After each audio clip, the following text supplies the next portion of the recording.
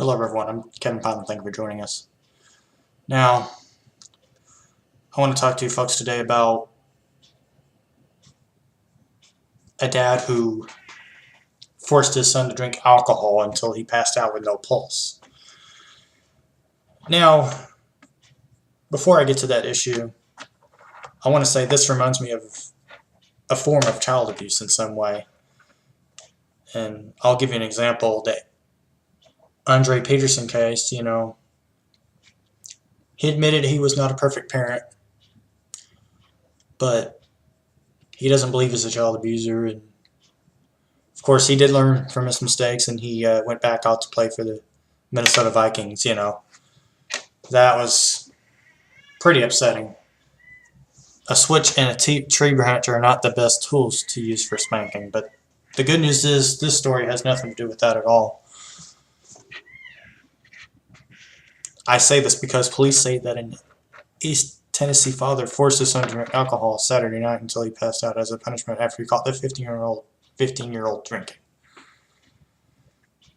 Now, let me ask you this. If you catch them drinking underage, why bother having them drink more? I don't consider that punishment. The best thing to do is to get the police involved and ask for the help that they need instead of having them drink more. Because at the end of the day, that's not going to teach them a lesson. It's only going to make things worse for them.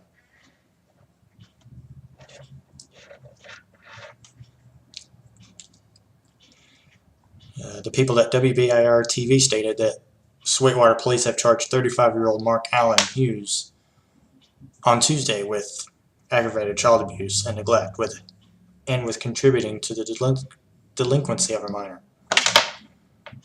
Okay, here's the problem.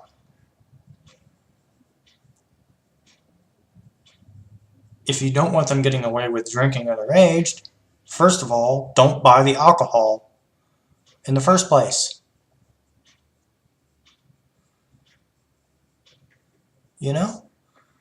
Because that's not how it works. Regardless of whether it's vodka or anything, even if it was My Cart's Hard Lemonade or the Twisted Tea with a kick, those drinks are considered alcohol despite the flavors. A witness told police that Hughes gave his son vodka shots and said, take it, drink up, you're going to learn. The people at WATE.com reported that one.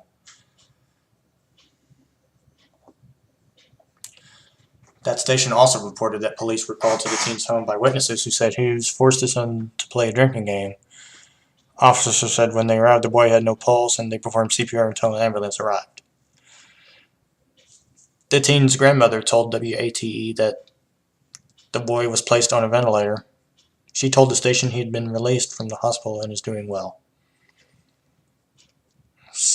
The Sweetwater Police Chief Eddie Barnes says the case will be prosecuted to the fullest. Of course, we have to prosecute those kind of cases.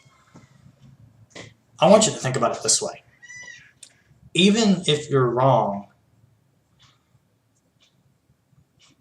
about what you did that's alcohol related, whether it be that you put a drink out for a kid to see and you didn't see them grab it at first and all of a sudden you caught them drinking it, or you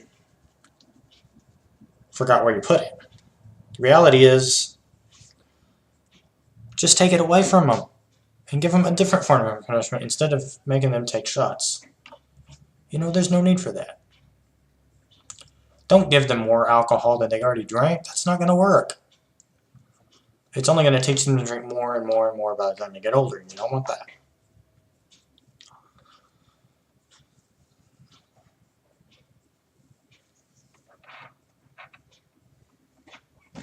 If I was that 15-year-old, I would say that it was not a lesson worth learning because, well, he was making me drink more because that's not going to teach them anything.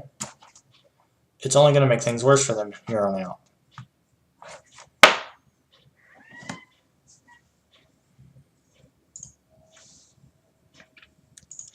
Now, there's something else I want to talk to you about today.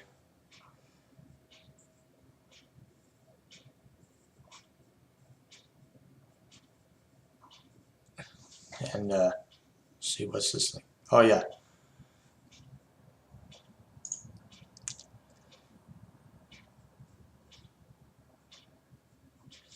Oh yeah. Now I remember what I want to talk about now. A 27-year-old man was arrested Tuesday after allegedly striking and stabbing a man riding in the vehicle he was driving. William Brown, who had an out-of-state license, was taken into custody on aggravated assault charge. The police said that while heading east on Highway 80 in Abilene about 3:30 in the afternoon, Brown became aggressive in the car and attempted to wreck it from when the male passenger tried to stop him. Brown reportedly first used a clothes knife to strike the man and then opened it and started stabbing at him. The police stated that the unidentified man suffered self-defense stab wounds to his hands. A female in the back seat wasn't injured. Police noted that the trio had known each other for a couple of weeks. The injured man was taken to the Abilene hospital. The female wasn't injured. You know, and by the way, this took place in Abilene, Texas, where I'm from. At least this story did. But why? What is the deal with the stabbing, you know? I'd say it's a form of road rage. If that's not bad enough, here's a story that caught my attention also. In Georgetown, Texas, an 18-year-old pizza store employee was arrested and charged with a felony after police say he rubbed his private parts on food he was preparing for a customer. The Georgetown Police Department stated that they arrested Austin Simmons last week and charged him with tampering with a consumer product. A Papa Murphy's customer who ordered the food on September 2nd told police he caught Simmons in the act of what he was doing. The police also stated that Simmons admitted that he would have given the pizza to the customer if he hadn't been caught. That tells me that some employees just do not care if you deserve to eat or not. The good news is he has been fired because if the company didn't fire him, they would have let him get away with it, and that's not how it works. You know, you have to understand that type of inappropriate behavior is unacceptable in any restaurant or industry. I should know because I used to work at Subway myself.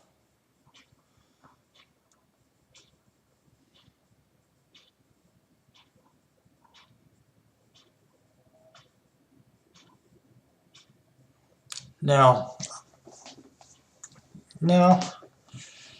I want to talk to you about a woman who found a tiger dead, supposedly. She called the police to state that she found a tiger dead. But when they arrived, they found out that the tiger wasn't dead. I got to thinking, if the tiger is playing dead, how would we know about it? I will give her credit for not messing with the tiger because, well, she would have gotten bitten anyways. Because at least she figured out just because it looks dead doesn't mean it is. But she wasn't sure. And she did the right thing, even if it looks wrong or if it looks like she did something wrong. The fact is she did the right thing.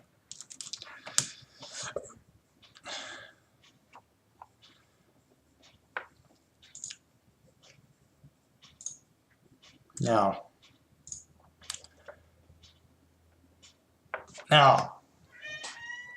of course, we all have wrong numbers from time to time. We've all received wrong number calls from time to time. But what if a scam artist calls you looking for somebody else and instead calls a police officer? The TV station KAT reported in Jonesboro, Arkansas, that a suspected scam artist picked the wrong number to dial. Shortly before 4 o'clock in the afternoon on Saturday, Destin Ward of Jonesboro received a phone call from a phone number that I will not discuss on the show. But the man on the other end, however, stated that he was claiming that he was a Publishers Clearinghouse representative and that Norrin had won $2.5 million in a 2015 Mercedes-Benz C-Class automobile. Now, that man on the other end of the line, the one who made that call, he's lying. Because that's not how PCH does its business. What the caller did not know was that Nord is a deputy with the Craighead County Sheriff's Office, of course. How would they know that? The man then told Nord to get a pen and paper and write some things down, including Nord's name, the caller's name, the company he represents, and the prizes Nord had won. And then the caller then asked Nord to read everything back to him. Believing the caller was fishing for information, Nord asked the man, "What's my name?" The caller, according to Nord's incident report, replied, "Huh?" The deputy then told the caller that if he was truly a PCH representative, then surely he would at least know Nord's name. The caller then hung up the phone. I give this officer credit for asking the right question, because he wants other people to not fall for the same scam.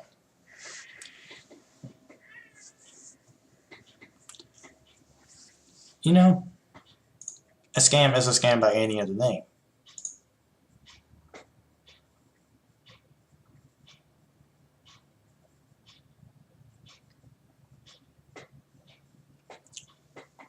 Now, the one thing you should keep in mind when it comes to Publishers Clearing House is they're not going to call you and say you won. Instead, they'll go to your house and deliver the prizes to you. There is no reason why you should have to pay a fee to get your prizes, because that's not how it works. It's also known as a lottery scam. They'll say you won the lottery. You didn't. You didn't actually win the lottery. They just want your money. I want to thank you for watching this episode of Kevin Piland Show. Good day.